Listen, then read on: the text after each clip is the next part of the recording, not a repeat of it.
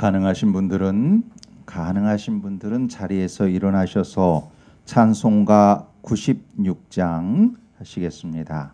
찬송가 96장입니다.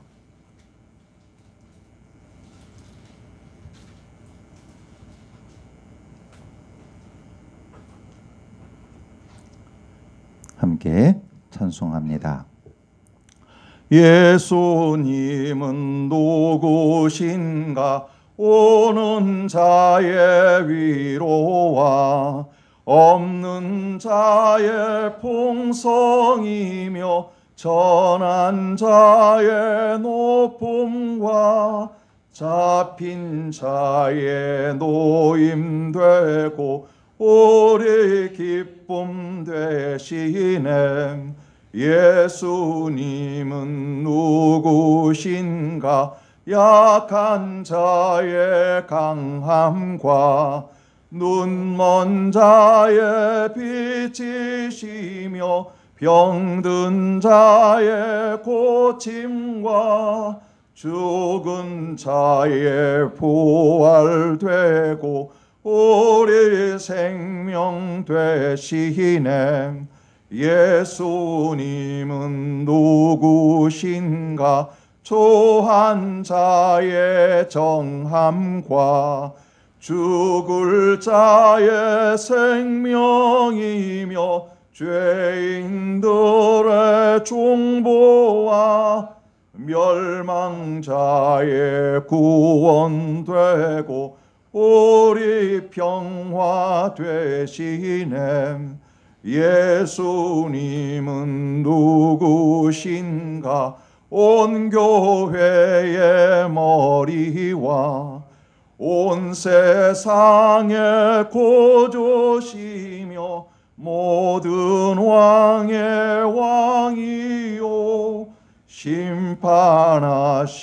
주님 되고 우리 영광 되시네. 아멘. 하나님께서 우리에게 주시는 말씀은 욥기 19장 21절입니다. 구약 성경 780페이지에 있습니다. 구약 성경 780페이지입니다. 욥기 19장 21절입니다. 구약 780페이지에 있습니다.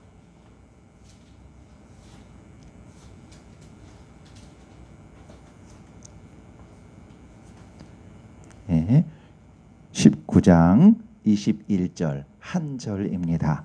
우리 함께 봉독하겠습니다. 시작. 나의 친구야, 너희는 나를 불쌍히 여겨다오. 나를 불쌍히 여겨다오. 하나님의 손이 나를 치셨구나. 아멘. 예, 다 함께 자리에 앉으시겠습니다.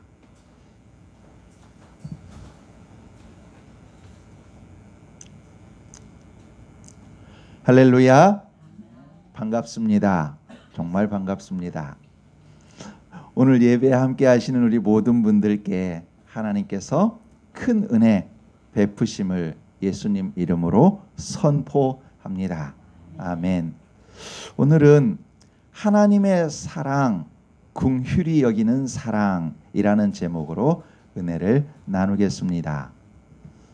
순서대로라면 오늘 요한일서 3장을 계속 살펴보는 차례입니다.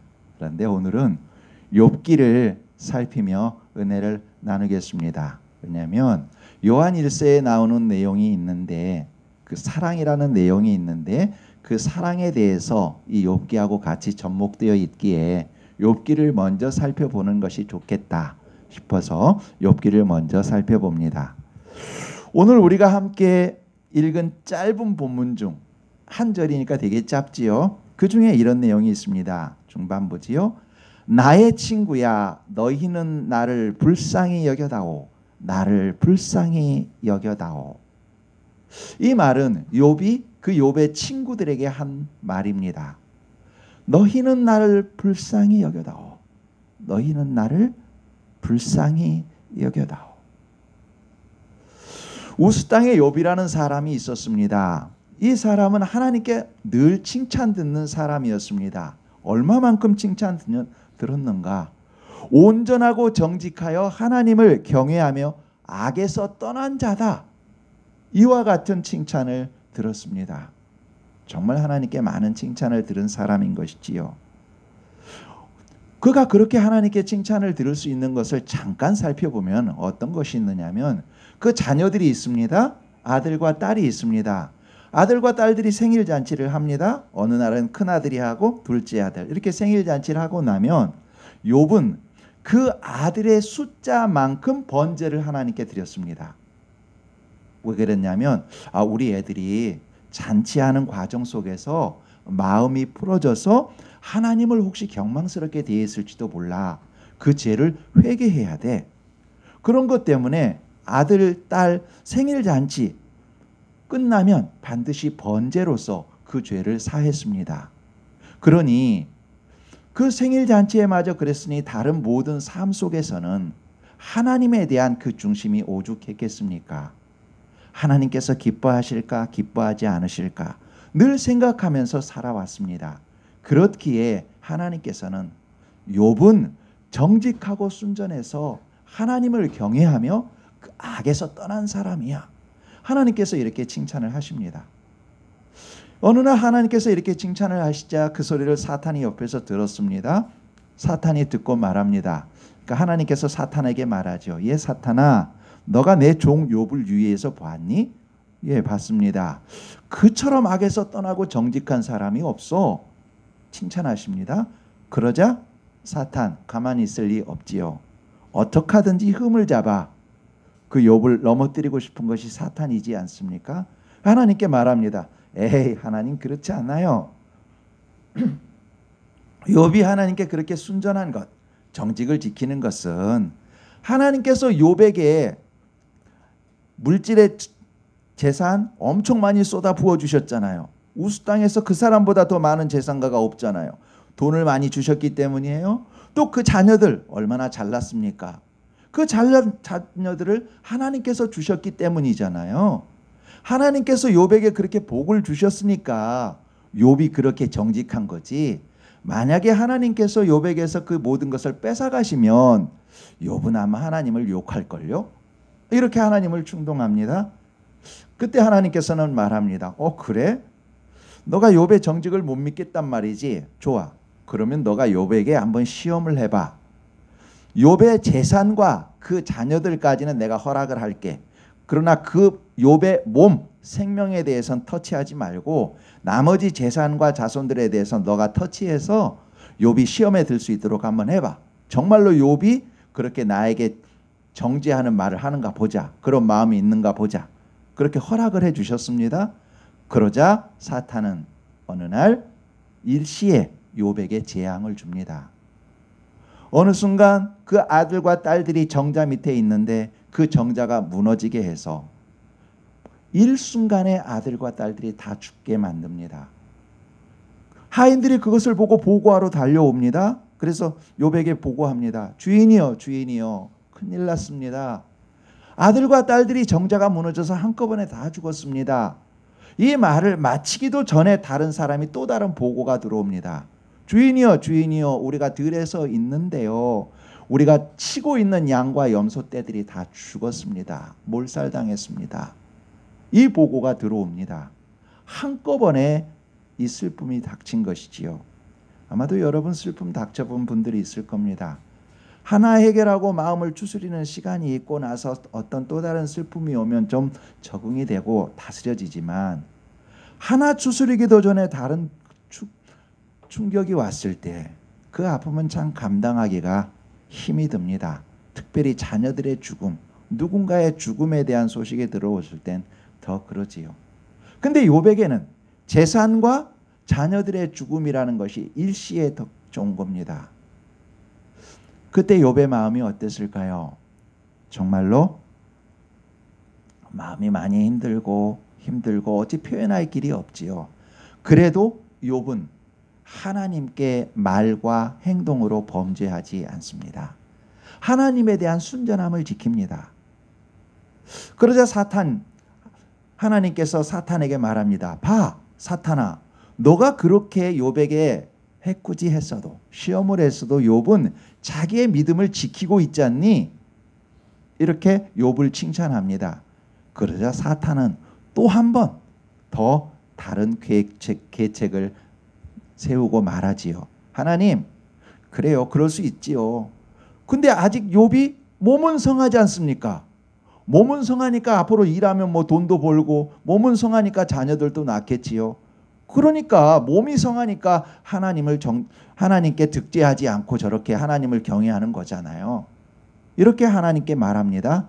그러자 하나님께서는 또다시 사탄에게 말합니다. 그래? 그렇단 말이지. 좋아. 한 번 더 내가 허락할게. 욥의 생명에는 관여치 말고, 생명은 손대지 말고 욥의 몸에 대해서는 너가 어떤 시험을 하든지 내가 허락하마 말합니다. 그러자 사탄은 욥에게 심한 피부병을 앓게 합니다.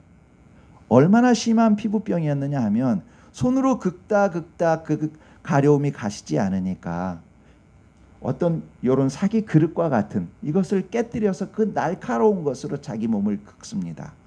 그만큼 몸에 종기가 납니다. 피부병으로 고생을 하게 됩니다. 그럼에도 불구하고 욥은 하나님께 정죄하지 않습니다. 이 소식을 친구들이 들었습니다. 여보게, 우리 친구 욥이 어느 날 갑자기 재산 다 잃고 자녀들 다 잃고 피부에 피부병이 생겨서 고생하고 있대. 우리 가서 그 친구를 좀 위로해 주세. 이렇게 생각들을 하고 마음을 다지고 4명의 친구들이 옵니다. 친구라고 하기에는 3명이지요. 맨 후에 엘리후는 너무나 어린 나이이기 때문에 엘리바스, 빌닷, 소밧이라는 그 세 친구, 그리고 엘리후, 이렇게 4명이 옵니다. 올 때는 방금 말씀드린 것처럼 우리 가서 욥을 위로하세, 위로하고 위로해 주세 하고 옵니다. 근데 와서 보니까 오면서 생각했던 것보다 욥의 모습이 너무나 처참합니다. 그래서 아무 소리 못하고 7일간을 기다립니다. 왜냐하면 그 근동 지방의 풍습이 누군가를 위로하러 왔을 때 그 주인이 먼저 말을 걸기 전에는 손님들은 말하지 않는 게 예입니다. 그러니까 위로하러 왔지만 욥이 친구들에게 말하지 않고 자기 고통 속에서 계속 7일간 있었던 것이지요. 그러니까 친구들도 말하지 못하고 계속 7일 동안 있었던 겁니다. 그러니까 7일 동안 있으면서 어떤 생각을 했을까요? 욥하고는 얘기 못했지만 자기 친구들끼리는 여러 가지 얘기를 나눴겠지요. 그러고 나서 이제 마침내 욥이 7일째 되는 날 얘기를 합니다. 내가 너무 힘들다. 내가 차라리 태어나지 않았으면 좋겠다. 정말 태어나지 않았더라면 이런 고통을 맛보지 않았을 것을. 내가 정말 너무 힘들다. 엄마가 배웠다는 그 날이 차라리 없었더라면 얼마나 좋았을까. 내가 태어나지 않았으면 좋겠어. 이렇게 자기 아픔을 친구들에게 토로합니다. 자, 그러면 위로하러 온 친구들이잖아요. 그러면 욥에게 이렇게 말해야죠. 그래, 욥, 정말 힘들지. 사는 게 정말 힘들지. 얼마나 아픈가. 정말 자네 힘들겠네. 내가 뭐라고 할 말이 없네. 나는 자네 입장이 아니기에 그 고통을 내가 겪어보지 못했기에 다 말하지 못하지만 정말 어떻게 하면 좋겠나. 정말 아프겠네. 힘들겠네. 뭔가 이렇게 위로해야 되잖아요. 근데 이 친구들 그런 말 없습니다. 그 욥, 내가 태어나지 않았으면 차라리 좋겠는데 그렇게 말하는 욥, 자기 아픔을, 그러니까 그게 정말 태어나기 싫다는 얘기가 아니잖아요. 그만큼 괴롭다는 얘기잖아요. 그렇게 괴로워하고 힘들어하는 욥에게 말합니다. 욥, 자네 말이야, 보니까 한순간에 재산 다 잃었지. 한순간에 자녀들 다 잃었지. 지금 자네 몸을 보니 자네 하나님께 큰 죄를 지은 것 같아. 회개하게. 이 말을 합니다. 자네 죄 지었어.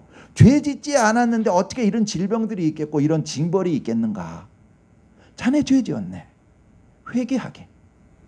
바르게 살란 말이야. 이렇게 말합니다. 이 얘기를 듣는 순간 욥은 어찌할 바를 모릅니다. 여보게 아니야. 나는 그렇지 않아. 나는 정말로 하나님께서 기뻐하시는 대로 살고자 그렇게 애썼어. 정말 애썼어. 하나님께서 나를 아시네. 내가 어떻게 살았는지 하나님께서 아시네. 자네들은 몰라도 내 하나님께서 나를 아시네. 하나님께서 내게서 티끌만이라도 내 죄를 찾으려고 하면 찾을 수 없을 만큼 나는 그렇게 살아왔네 말합니다. 그러자 다른 친구들이 말합니다. 번갈아 가면서 말하는 거죠. 그런 말 하지 말게. 사람이 어디 안전한 사람이 있단 말인가. 보게. 자네가 어찌 살았든 간에 지금 당장 결과를 보게. 다 망가졌지 않는가. 그리고 병들었지 않은가. 그리고 자네 아내마저도 자네한테 하나님 욕하고 죽으랬다며. 그와 같은 상황이면 자네가 틀림없이 하나님께 죄를 진 거야. 찾아봐.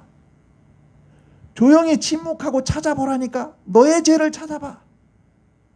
계속 그렇게 얘기합니다. 그러니까 욥의 친구들은 지금 처음엔 위로하러 왔지만 욥의 모습을 보면서 그리고 7일간 있으면서 자기 나름대로는 정의를 세운다고 욥의 잘못된 것을 찾으려고 지적하고 있는 것이지요.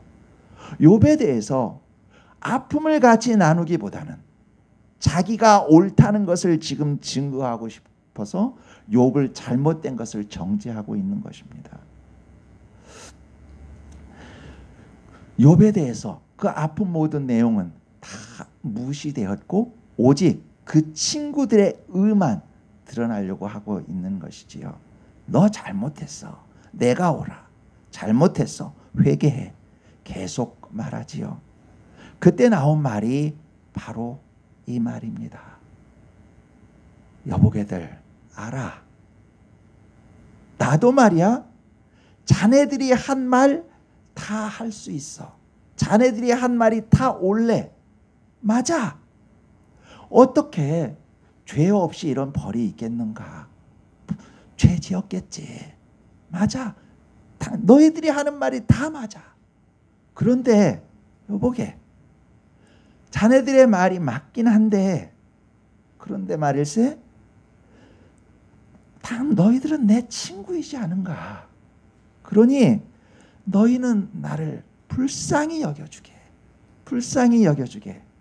내가 잘못한 것을 지적하기보다 그냥 나에게를 불쌍히 여기고 나를 그저 한번 끌어안아주게. 나를 그냥 불쌍히 여겨주게. 그 말을 합니다. 정말로 욥의 친구들 성경 말씀을 읽어보면요, 욥의 친구들이 한 말 중에서 틀린 말은 하나도 없습니다. 다 맞습니다. 본문을 하나씩 읽어보면 하나도 틀린 말이 없습니다. 다 맞아요. 그런데 이들이 놓친 것이 하나 있는 것이지요. 맞는 말보다 중요한 것이 먼저 상대방을 불쌍히 여기는 마음입니다. 그 불쌍히 여기는 마음, 긍휼히 여기는 마음 없이 옳은 것을 얘기할 땐 그것은 못이 됩니다. 못으로 그 심장을 쥐어 못으로 쳐박는 그런 아픔이 됩니다. 그들과 욥과의 대화 계속해서 이어집니다. 38장까지 쭉 이어집니다. 1장에서 38장까지 모든 내용이 그 내용입니다. 친구들은 와서 욥에게 욥 당신이 잘못했어. 이런 이유 때문이야. 이런 이유 때문이야. 당신이 잘못했어. 말하는 내용이고 그 내용에 대해서 욥은 아니야. 나 그렇게 살지 않았어. 나 그렇지 않아. 내가 정말로 어려운 사람들이 있으면 지나가는 거린들이 있으면 그냥 지나가지 않았네. 자네들도 알지 않은가. 그를 우리 집으로 데려다가 따뜻한 밥 먹이고 좋은 옷 입혀서 보낸 것이 바로 나네. 어린아이들이 길거리에서 울고 있으면 그들의 눈물을 닦아주었고 그들에게 무엇인가도 베풀기 위해서 살았던 것이 나네. 다 알지 않는가. 그러다 또 다른 친구들이 말하죠. 아니 그거 아니야. 너 그거 좋아서 한 거 아니잖아. 네 이름 세우려고 한 거잖아.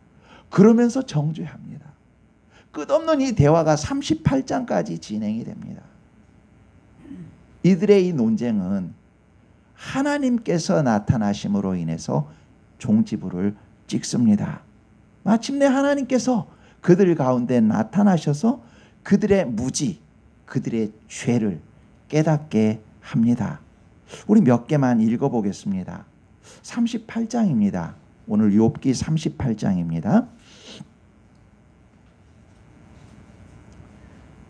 욥기 38장.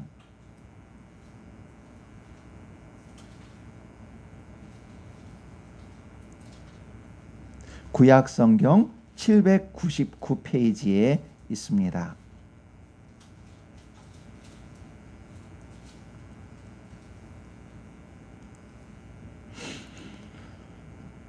1절에서부터 12절까지 천천히 한번 같이 읽겠습니다. 시작. 1절에서 12절입니다. 시작.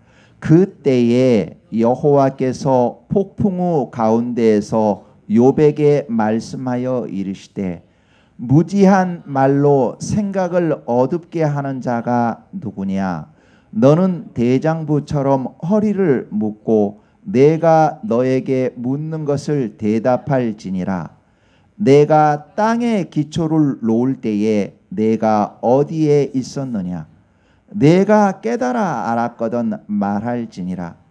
누가 그것의 도량법을 정하였는지 누가 그 줄을 그것 위에 띄웠는지 내가 아느냐? 그것의 주추는 무엇 위에 세웠으며 그 모퉁이 돌을 누가 놓았느냐? 그때에 새벽 별들이 기뻐 노래하며 하나님의 아들들이 다 기뻐 소리를 질렀느니라.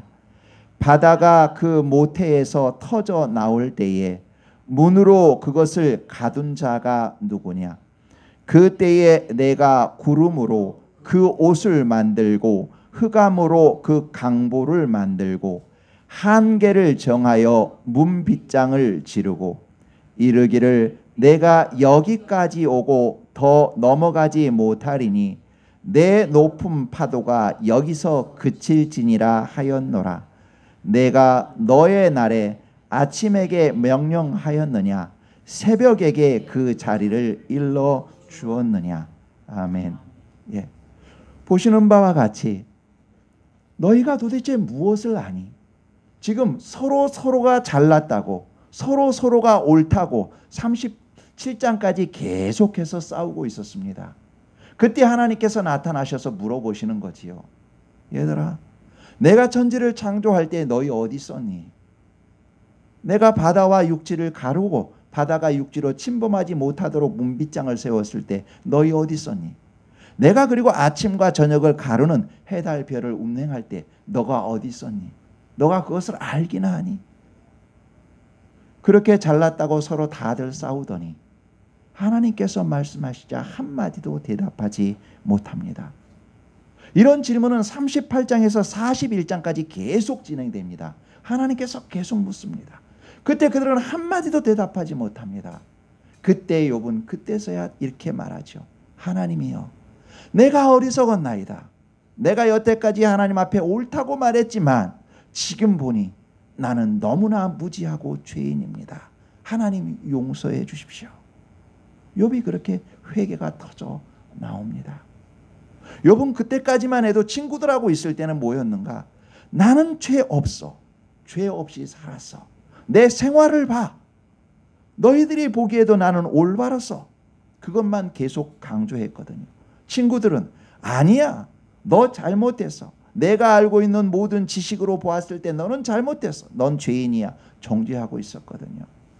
그런데 하나님 앞에 서자 욥도 그 친구들도 아무 소리 할 수 없었고 할 수 있는 것은 하나였습니다. 하나님, 제가 잘못했어요. 제가 알지 못하면서 아는 척 했어요. 그것이 그들의 대답이었습니다. 자, 이렇게 대답이 나오자 하나님께서는 최종적인 결론을 내려줍니다. 42장 7절입니다. 42장, 욥기 마지막 장이지요. 38장 뒤로 넘겨서 42장 7절입니다. 제가 읽겠습니다. 42장 7절입니다. 여호와께서 욥에게 이 말씀을 하신 후에 여호와께서 대만 사람 엘리바스에게 이르시되 내가 너와 내 두 친구에게 노하나니 이는 너희가 나를 가리켜 말한 것이 내 종 욥의 말같이 옳지 못함이니라. 아멘. 예, 지금 하나님께서는 말씀하시는 것이 결론을 이렇게 내려주고 계시는 것이지요. 너희 말 다 틀렸다. 욥의 말과 같이 너희 말이 다 틀렸다 말해 주고 있습니다. 여러분, 개별적으로는 그들의 말이 다 맞았는데요. 근데 왜 하나님께서는 지금 틀렸다고 말씀하고 계시는 걸까요? 그들은 날카롭고 뛰어난 지성을 가지고 있었습니다. 해박한 지식을 가지고 있었습니다. 그렇지만 날카롭고 해박한 지성은 있을지 몰라도 하나님의 마음, 불쌍히 여기는 사랑의 마음이 없었습니다. 그러므로 그들의 모든 지식은 오히려 창칼이 되었습니다. 그러니 그들은 틀렸다. 이 말씀을 지금 하고 계시는 것이지요. 하나님께서 지식을 주실 때는 우리에게 누군가를 위로하라고 주신 것이지 누군가를 정죄하라고 주신 것이 아니거든요. 하나님은 여러분 자신의 독생자까지 죽이시면서 법을 세우시는 공의의 하나님이십니다. 죄의 삭은 죽음으로 단호하게 다스리십니다. 죄의 삭은 죽음으로 심판하십니다. 그리고 주님께서는 이렇게도 말씀하셨지요. 화 있을진저 고라시나 화 있을진저 베세다야. 이렇게 말하실 만큼 악에 대해서는 단호하신 분이 우리 하나님이십니다. 그런데 동시에 하나님께서는 자신의 독생자를 십자가에서 죽기까지 우리를 사랑하시는, 긍휼을 베푸시는 사랑의 하나님이십니다. 그렇게 하나님께서 우리에게 원하시는 것은 우리에게 주신 그 지식을 가지고 정죄하는 것이 아니라 우리에게 주신 그 지식을 가지고 긍휼을 베풀기를 원하시는 겁니다. 긍휼히 여기는 그 사랑을 원하시는 것이지요. 그래서 죄인된 우리를 살리기 위해 십자가에서 죽으셨지요. 여러분, 돌아온 탕자를 기억하실 겁니다. 아들 2명이 있었는데 작은 아들이 아버지한테 살아계신 아버지 유산을 받아서 도시로 가지 않습니까? 도시로 가서 허랑방탕하게 다 써버리고 돼지가 먹는 지엄 열매로도 먹을 것이 없어서 그때서야 아버지를 생각하고 내가 아버지께 돌아가야지. 돌아가서 아버지, 제가 아버지와 하나님께 죄를 졌습니다. 이제 저를 아들로 보지 마시고 품꾼의 하나로 봐주세요. 이렇게 돌아가지 않습니까? 그때 아버지는 아직도 거리가 먼데 그 아들을 보고 달려가서 끌어안고 입맞추고 그리고 새 옷을 입히고 가락지를 끼우고 신발을 신기고 살진 송아지를 잡아서 잔치를 열지요. 그러면서 말씀하지요. 나는 잃었던 아들, 죽었던 아들을 찾았다. 즐거워합니다. 근데 밭에 나갔던 아들, 큰아들이 돌아옵니다. 그리고 나서 그 소문을 듣고 그 소식을 듣고 집으로 안 들어가려고 하지요. 그때 아버지가 나와서 얘기합니다. 얘야, 들어가자. 네 동생 왔어. 죽었다가 살아난 아들이야. 그렇게 말합니다. 그러자 큰아들이 말하지요. 아버지, 이러실 수가 있어요? 아버지 재산 가지고 도시에 가서 다 말아먹고 온 저 아들을 위해서 저렇게 잔치해 줄 수가 있어요? 말합니다. 여러분, 큰아들 말이 틀렸나요? 안 틀렸어요. 논리적으로는 다 맞습니다.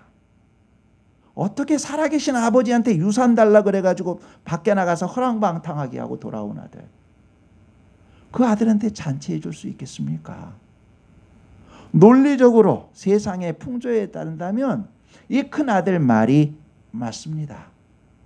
그런데 아버지의 마음은 그것을 따지는 것이 아니라 돌아온 아들, 그 아들의 마음, 돌아오면서 얼마나 아파했을까? 돌아오면서 내가 가면 아버지가 받아줄까? 내 형이 받아줄까? 주변 사람들은 나를 뭐라고 할까? 그러면서 회개하며 돌아온 그 둘째 아들의 마음, 그 마음을 불쌍히 여기며 받아주신 것이지요. 둘째 아들을 긍휼히 여긴 것입니다. 이것이 우리 하나님 아버지의 마음입니다. 동시에 우리가 그렇게 용서받은 죄인이요 용서받은 둘째 아들이기도 합니다. 하나님은 가지고 있는 이성을 가지고 논리를 가지고 큰 아들처럼 이것저것 따져서 정죄하고 이해 타산을 따지는 것이 아니라 아버지처럼 누군가를 불쌍히 여기는 마음을 갖기 원하십니다. 여러분, 가늠하다 현장에서 잡힌 여인 이야기 여러분 아시잖아요. 그렇죠? 가늠하다 현장에 잡혀왔습니다. 사람들은 빙글 둥그렇게 섰습니다. 그들의 손을 자세히 보면 다 젊은이나 어른이나 할 것 없이 손에는 돌멩이를 들고 있습니다. 왜냐하면 가늠하다 잡혔으니 이제 저 여인을 돌로 쳐서 죽이는 것, 그것이 그들의 법이었으니까요. 그래서 묻습니다. 바리새인들이 예수님께, 율법에는 이런 여자를 돌로 쳐 죽이라 하였는데 예수님 당신은 무엇이라 말하겠습니까? 묻습니다. 그때 예수님 말씀하시지요. 너희 중에 죄 없는 자가 돌을 들어 저 여인을 쳐라.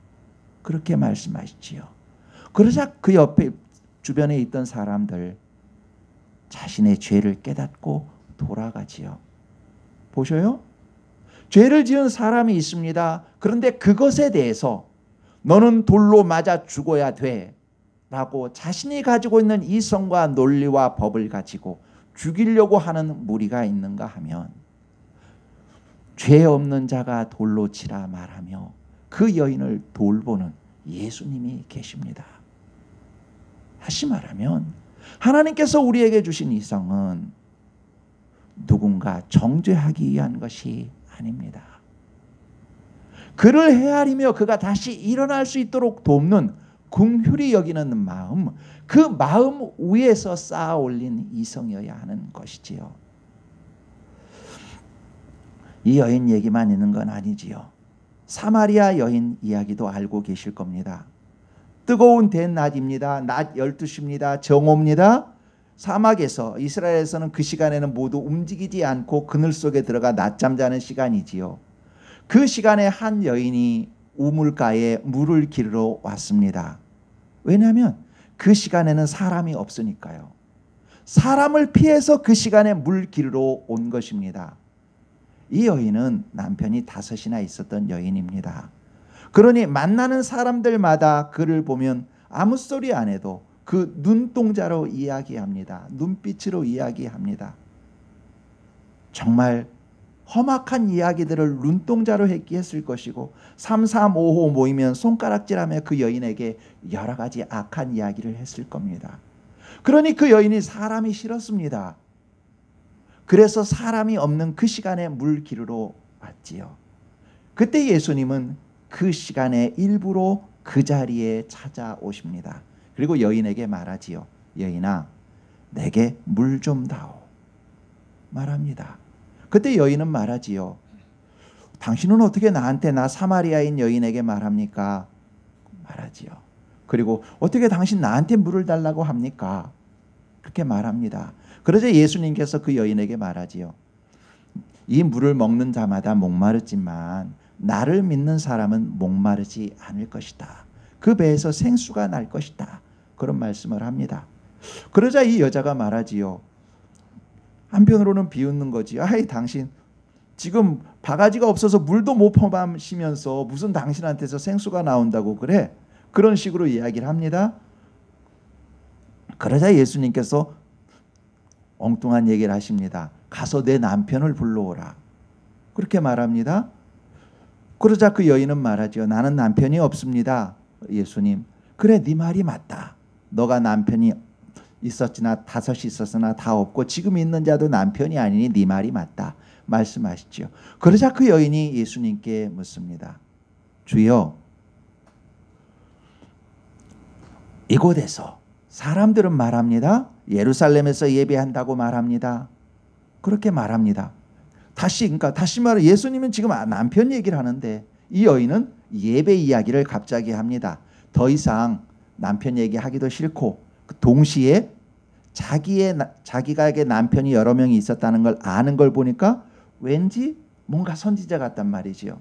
그래서 평소 때 속마음에 있었던 이야기를 합니다. 예배에 대해서 얘기를 합니다. 어디서 예배한가? 그렇게 말합니다. 그때 예수님께서 말하지요. 예루살렘에서도 말고 이곳에서도 말고 사람이 하나님의 영과 진리로 예배할 때가 온다. 이 말씀을 예수님께서 하시지요. 이 말씀을 하자 이 여인은 갑자기 그 마음속에서 믿음이 올라옵니다. 그리고 나서 동네에 가서 사람들을 데려오지요. 그리고 나서 예수님을 소개하고 많은 사람이 예수님을 믿도록 합니다. 자, 여기서 한번 정리해 볼까요? 이 여인 아무도 없는 시간에 왔습니다. 왜 왔나요? 사람들을 피해서 왔습니다. 왜 피했나요?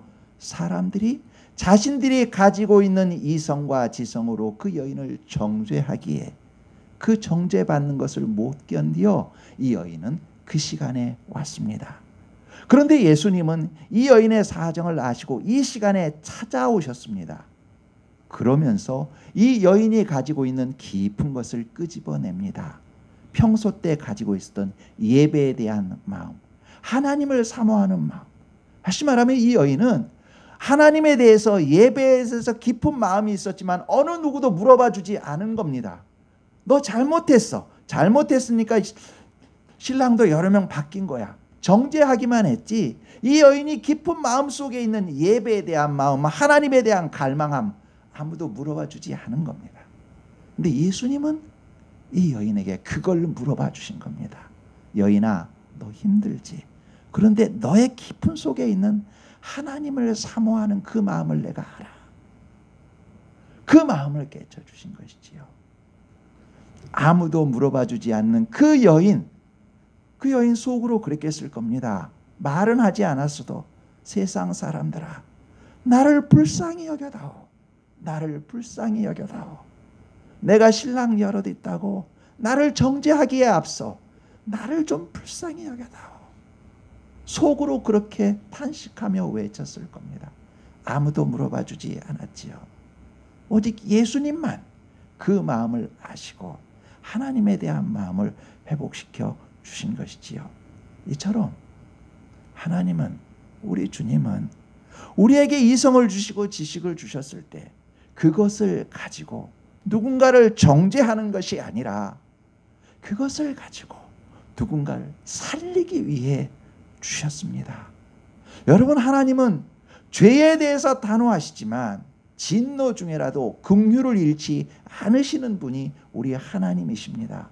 지난주에 우리가 살펴본 것처럼 가인, 동생 아벨을 죽인 가인, 그가 결국 하나님으로부터 벌받아 떠나게 됩니다. 방황하게 됩니다. 근데 그때 하나님께서 가인을 그냥 보내지 않으십니다. 이마에 표를 주십니다. 이마에 표를 주셔서 이 표 있는 사람, 이 가인을 다른 사람이 죽이지 못하게 합니다. 다시 말하면 가인이 지금 죽을 죄를 지었음에도 불구하고 일단 기회를 주시며 회개할 기회를 주시며 긍휼을 잃지 않으시는 것이지요. 동시에 그것은 가인을 죽지 않게 함도 있지만 다른 사람이 가인을 죽이는 살인죄를 지지 않도록 하시는 하나님의 긍휼과 배려이기도 합니다. 이처럼 하나님께서는 진노 중에라도 긍휼을 잃지 않고 늘 그 마음을 사랑으로 보듬어 안고 계십니다. 여러분, 하나님께서는 우리가 하나님의 긍휼의 마음을 가지고 사랑하기를 원하십니다. 왜냐하면 우리가 하나님의 형상으로 지음 받았기 때문입니다. 우리 주변에도 나를 불쌍히 여겨다오, 나를 불쌍히 여겨다오 속으로 탄식하며 외치는 사람이 있을 겁니다. 하나님이 사랑하시고 하나님을 사랑하시는 아름다운 여러분, 봄날 따뜻한 아침 포근히 빛나는 우리 성도 여러분, 우리는 우리가 죄인임에도 불구하고 하나님의 아들이 십자가에서 우리 대신 죽은 큰 사랑을 받은 사람들입니다. 지극히 큰 긍휼의 사랑을 받은 사람들입니다. 우리가 무슨 일을 할 때, 누군가 대할 때 옳고 그름을 분별하여 옳은 길을 가야 합니다. 그 중에 옳은 길의 그 바탕이 무엇인가? 그것은 하나님의 마음, 긍휼히 여기는 마음입니다. 긍휼히 여기는 마음 위에 우리의 지성과 이성은 사용되어야 합니다. 하나님이 우리를 불쌍히 여기시고 베푸신 긍휼의 마음으로 선택하고 사랑하는 것, 그것이 하나님께서 기뻐하시는 것입니다. 그 마음과 걸음이 우리 영을 거룩하게 하고 우리 삶을 사랑으로 풍요롭게 합니다. 하나님의 기쁨이요 행복이 됩니다. 우리 모두 서로 상대를 배려하며 사랑함으로 영육간 더욱 거룩하고 기쁨으로 넘치시기를 예수님 이름으로 축원합니다. 기도하겠습니다. 하나님 아버지, 저희 모두 서로 배려하는 사랑으로 주님을 닮아가게 하옵소서. 날카로운 이성을 사용하되 하나님이 저희를 사랑하신 긍휼을 바탕으로 십자가에서 저희를 위해 죽으신 예수님의 은혜를 바탕으로 무지한 저희를 생명으로 사랑으로 풍요로 인도하시는 성령님의 인내와 도우심을 바탕으로 하나님이 주신 이성을 사용하게 하소서. 하나님 앞에 서는 날 하나님 앞에 자랑스러울 수 있도록 하루하루를 사랑으로 일구게 하소서. 육신의 아픔으로 고통 중에 있는 아버지의 자녀들 있습니다. 하나님께서 함께 하시며 평안을 주시며 치료하여 주옵소서. 예수 그리스도 이름으로 기도합니다. 아멘.